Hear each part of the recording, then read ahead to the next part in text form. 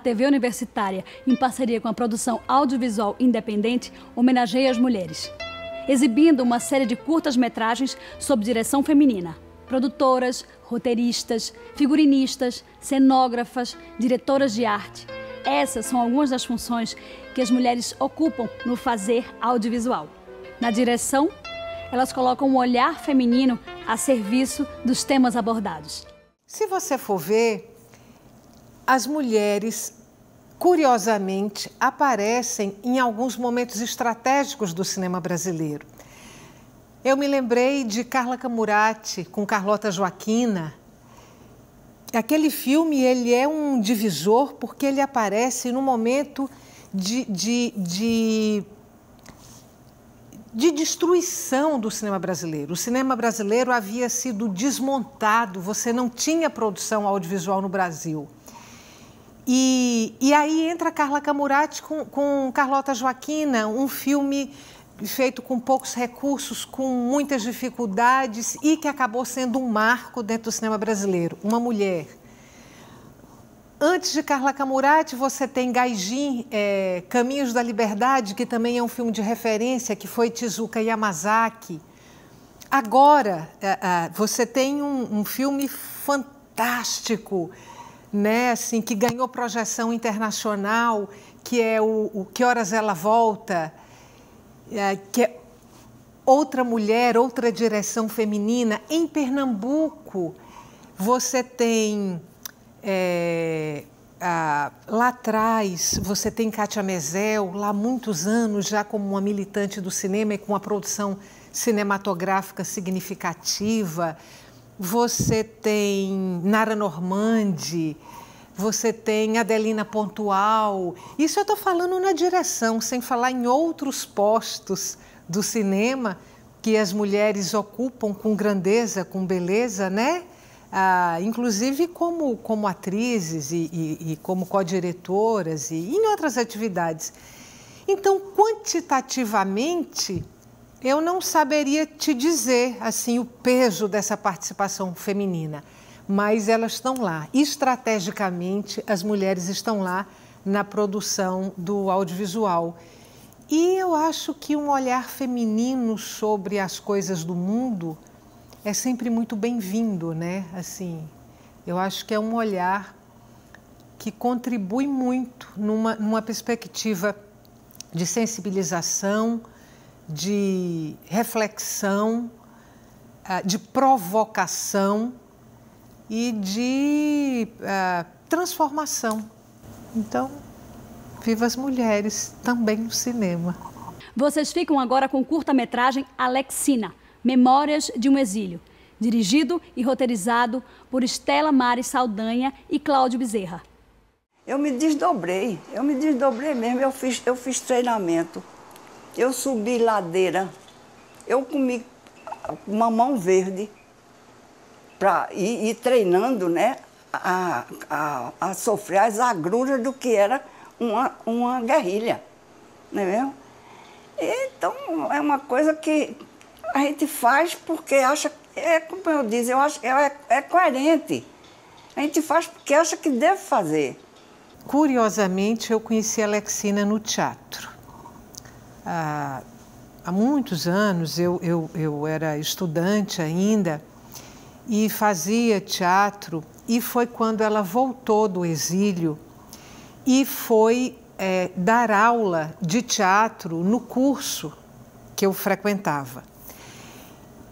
E aí, eu como estudante de jornalismo naquela época, já conhecia um pouco da história das ligas camponesas. E quando eu conheci a Alexina, veio a informação de que ela tinha sido mulher de Francisco Julião, que tinha sido o grande líder das ligas camponesas. Alguns anos depois é que eu vim me dar conta da estatura política de Alexina dentro das ligas camponesas, porque até então eu não conhecia. E quando eu me dei conta da estatura política dela dentro das ligas camponesas e, consequentemente, dentro da história política do Brasil mais recente, eu também travei conhecimento de que a história dela era desconhecida. As pessoas conheciam a história das ligas camponesas pela figura de Francisco Julião, mas não conheciam a história de Alexina. Ela militava no braço clandestino das ligas camponesas, que era o braço que defendia a luta armada. E ninguém conhecia essa história, como de um modo geral pouquíssimas pessoas conhecem até hoje. E a estatura dela humana também me impressionou muito, quer dizer, eram duas coisas muito cinematográficas, a estatura humana e a estatura política de Alexina. E aí, quando eu comecei a pensar na possibilidade de ser uma contadora dessa história, eu só via essa história naquele momento sendo contada pelo cinema. E aí foi quando eu procurei Cláudio Bezerra, relatei para ele assim essa história e que eu via que era uma história do cinema, se ele gostava, se ele achava que sim, que o cinema era o lugar dessa história. Aí ele foi um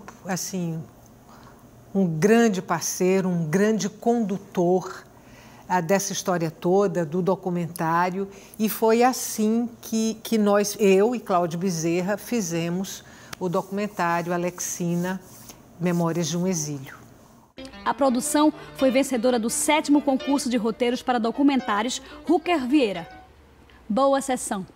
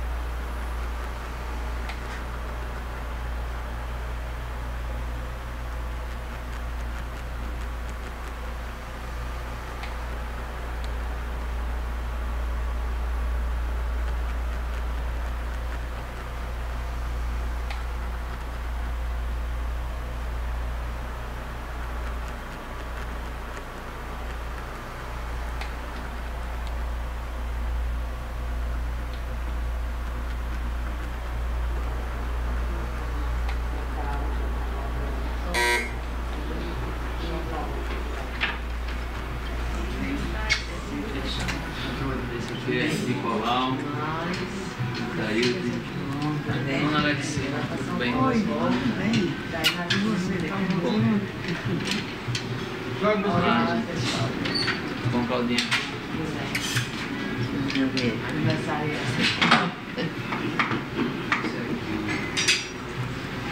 Mas tu encontrou lá o médico? Não de guarda. A parte do quadro foi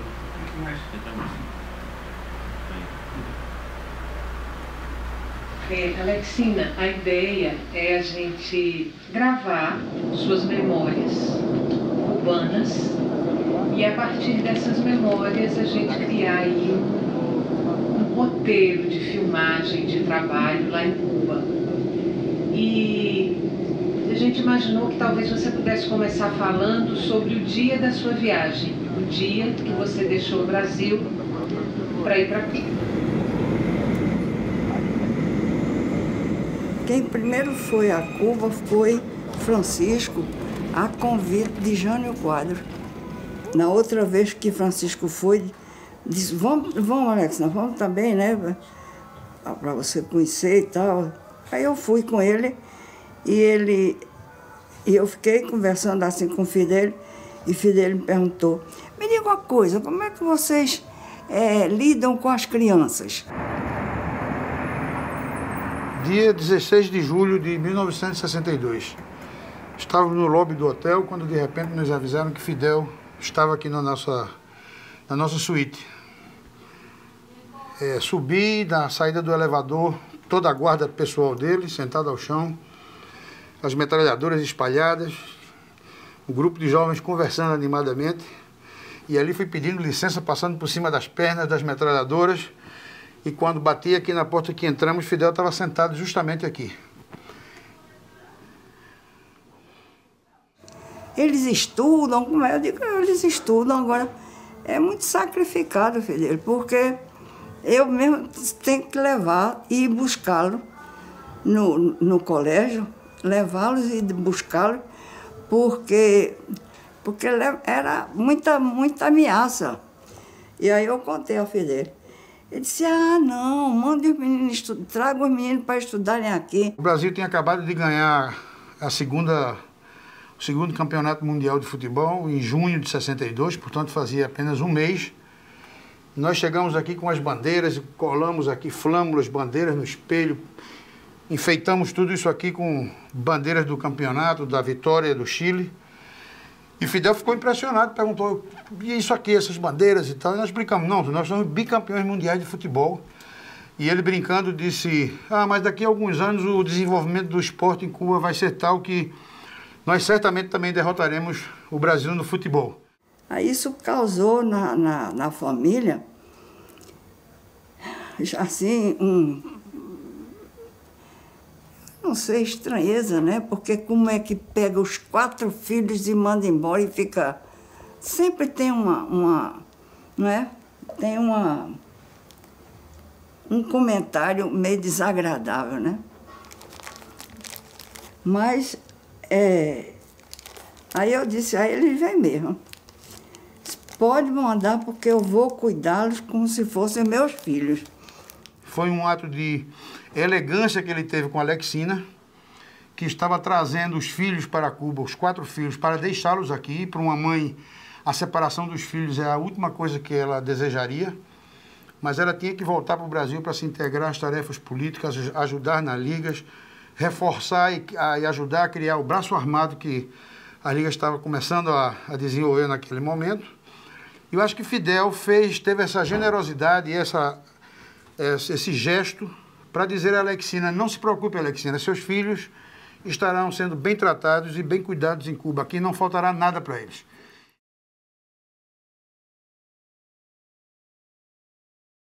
Quando você desperta para a causa política, Alexina, em que momento da sua vida você faz essas escolhas? Olha, isso foi aos poucos, né? A gente não sabe exatamente a data, a hora não, mas vai aos poucos. Porque eu fui criada, como você sabe, filha única. Meu pai não era de esquerda nem nada disso. Minha mãe era uma coisa misturada, porque ela achava, tinha uma verdadeira adoração por Luiz Carlos Prestes. Ela e minha avó que era super católica, mas era católica mesmo. Aí quando eu me casei, comecei a ler documentos que vinham da União Soviética, né? E as histórias da União Soviética, da luta da China, a história de Cuba também, né? Que foi a luta dos camponeses. Aí Francisco começou também a trabalhar nesse sentido, e eu achei que estava certo, e só divergia porque ele achava que devia ser pela via pacífica, eu achava que devia ser na luta armada, tinha que ser na lei ou na marra, né? Pero la reforma agraria va, de todas maneras va. Pero la reforma agraria va, de todas maneras va. Que expectativas Fidel Castro tinha em relação ao trabalho das ligas camponesas? Ele tinha muito boa impressão. Ele tinha muita confiança, por exemplo, comigo, quando eu chegava lá para conversar, sempre tinha uma hora para conversar comigo, né? E eu contar o que estava vendo, o que nós íamos fazer, o que pretendíamos fazer e tudo. A Fidel é uma pessoa extraordinária, extraordinária mesmo. E o Che é uma pessoa muito simpática, mas é muito fechado, era muito fechado, né? Por exemplo, eu ia conversar com ele ouvia mais do que falava, né? Em uma ocasião eu fui ao escritório dele, e ele estava num tapete com o mapa da América Latina, aqui da América do Sul, aberto, deitado, ele já estava estudando o problema da Bolívia, né? Aí eu fiquei assim, meio ajoelhada, assim, junto dele, olhando, e ele falava assim, mas coisa muito pouca. Agora, Fidel não, Fidel falava e conversava e perguntava se a gente estava satisfeito Quando foi no verão, ele nos mandou para praia... Como foi? Santa Maria, né? Hã? Santa Maria del Mar? Foi, Santa Maria del Mar. Uma casa muito bacana, nos mandou para lá para passar uma semana ou duas para tomar banho de mar. Outra coisa interessante também é que todo o pessoal que ia daqui, que chegava a Cuba, já fugindo daqui do Brasil, né? Sempre ia lá em casa. Foi a Marighella, foi Padre Alípio, foi Allende. O pessoal ficava interessado também em saber.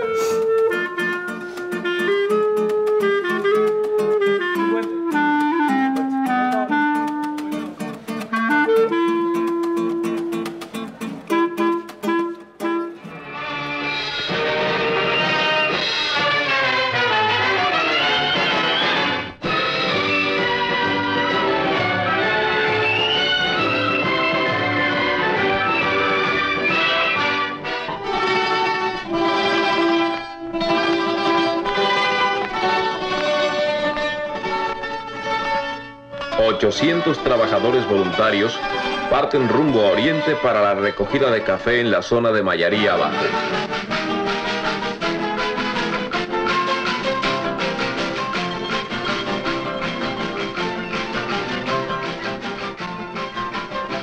Y aprovechando el tercer aniversario de la Federación de Mujeres Cubanas, las mujeres se movilizan también para la recogida de café. Todos tomaremos café gracias a estos trabajadores. E você participou de trabalhos voluntários em Cuba? Participei. Plantei café, costurava os sacos de açúcar, né?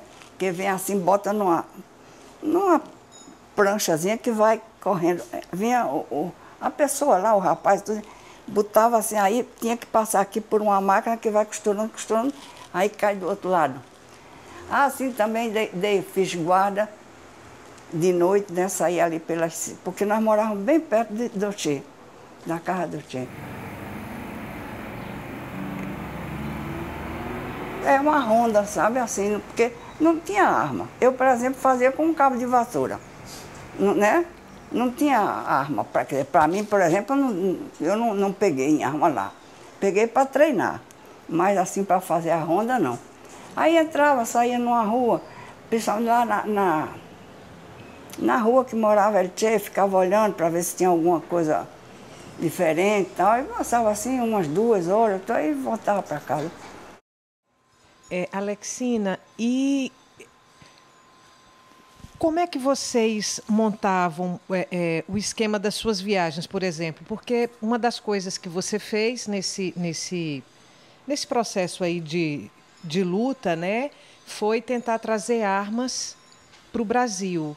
E um dos lugares que você vai é a China e aonde mais? Coreia. A Coreia. E Cuba, a China e Coreia. Houve uma festa na Embaixada da China. Aí a Embaixada nos convidou. Lá, né, nós recebemos um convite social, formal, para irmos conhecer a China. Mas aí estava imbuído, né, estava embutido a nossa conversa com o Mao. E fomos à China, conversamos com o Mao, tomamos chá com ele, né? O Mao perguntou quanto material que nós tínhamos de armas e tal. Ainda não eram suficientes para uma guerrilha, não.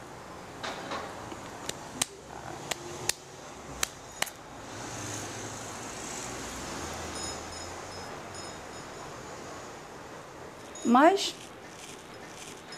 eu não vou falar muito, não, senão me prendem.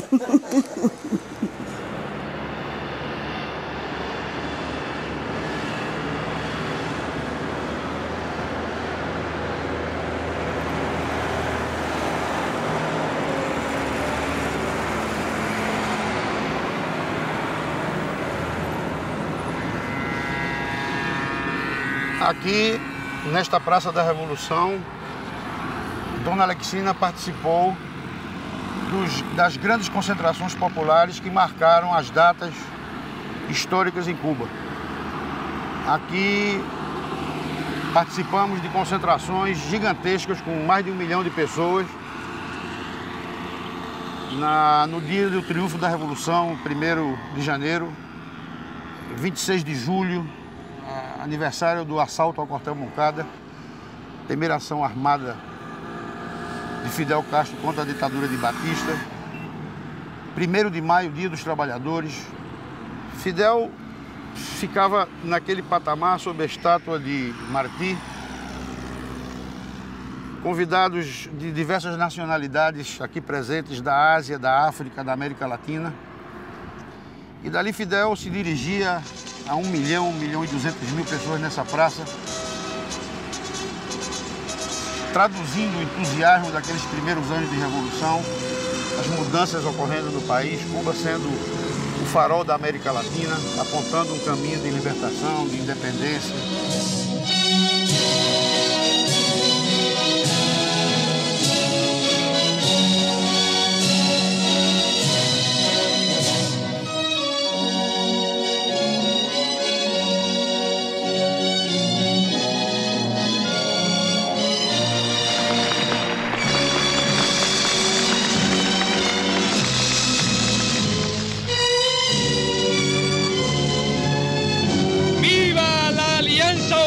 Campesina. ¡Viva la revolución! ¡Patria o muerte! ¡Haremos! A parte, digamos, ideológica, você sai de Cuba assim para matar e esfolar um americano, o imperialismo, assim, é um negócio. Porque é uma força. Lá o contato, né, com o povo, com o Fidel, com o Che, conversar, vai dando um reforço no idealismo da gente, na parte política, fantástica.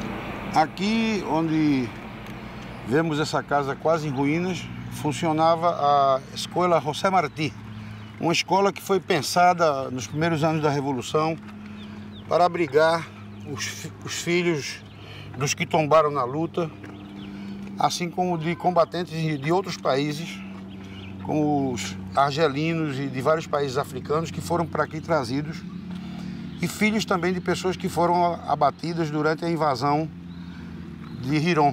Imagino em torno de 500 crianças que tinham em comum o fato de terem seus parentes participado de lutas de libertação, de guerrilhas, etc.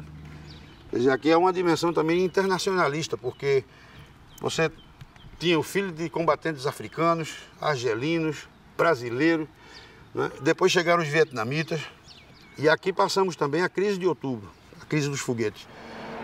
Logo depois de entrar na escola, essa área foi tomada por militares, toda a área da costa foi fortificada, foram feitos bunkers, trincheiras, porque havia a iminência de um ataque, e dessa vez não feito pelos contra-revolucionários, treinados pela CIA, mas do próprio exército da Armada Americana. Nós fomos orientados, em caso de bombardeio, a carregar no pescoço uma madeirinha, um pedacinho de um tronco de madeira para mastigar na hora da bomba, para não estourar os tímpanos, mas a ameaça era nuclear.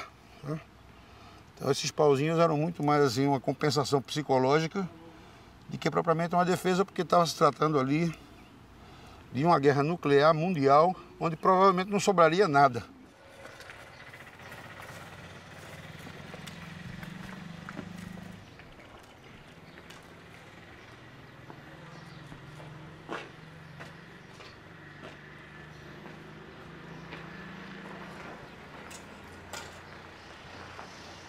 Muitas vezes é fácil fazer a revolução.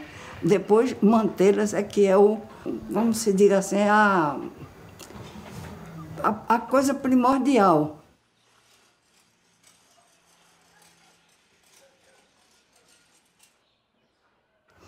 A gente tinha essa ilusão uma ilusão muito bonita e, ao mesmo tempo, foi muito dolorida quando as coisas mudaram de rumo. Não se podia nem falar, nem a primeira sílaba, ré, não podia. Uma revolução. É uma decepção muito grande. É um sonho perdido até quando? Ninguém sabe.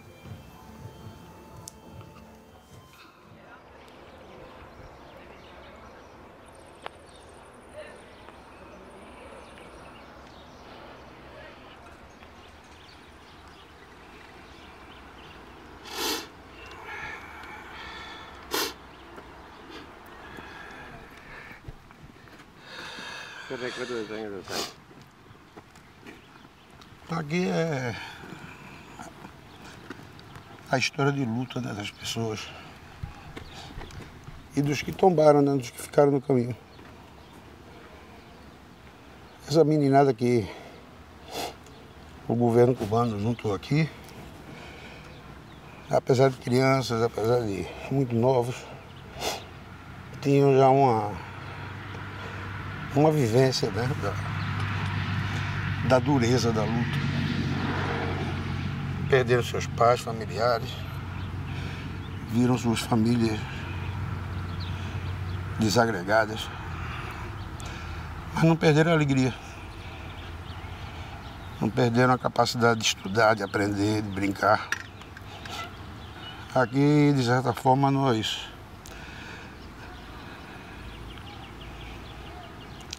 juntamos nossas tristezas para transformar numa grande alegria.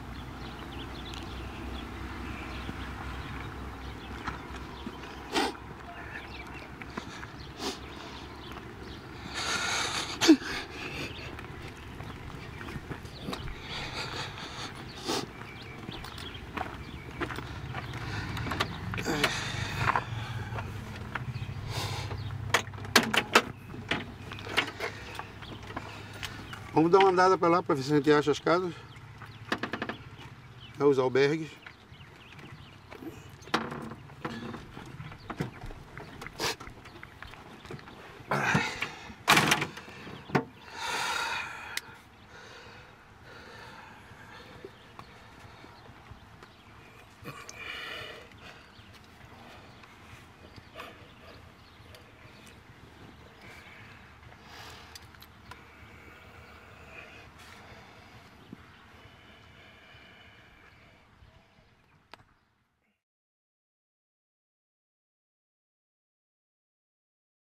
Eu me desdobrei mesmo, eu fiz treinamento.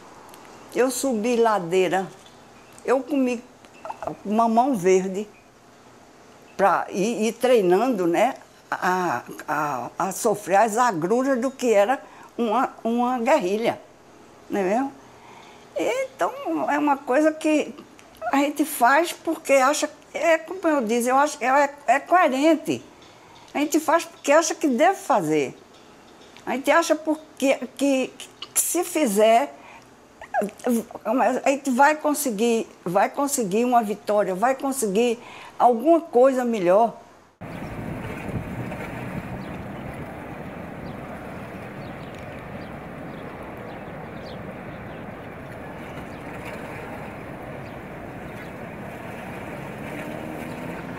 Al comandante Fidel Castro, La Habana, Cuba. Querido compañero Fidel, sé que te alegrará saber de tus hijos brasileños que vivieron en Cuba cuando todavía eran muy jóvenes. Para las madres, sus niños siempre les parecerán pequeños. Te agradezco con el corazón por haberlos acogido tan bien.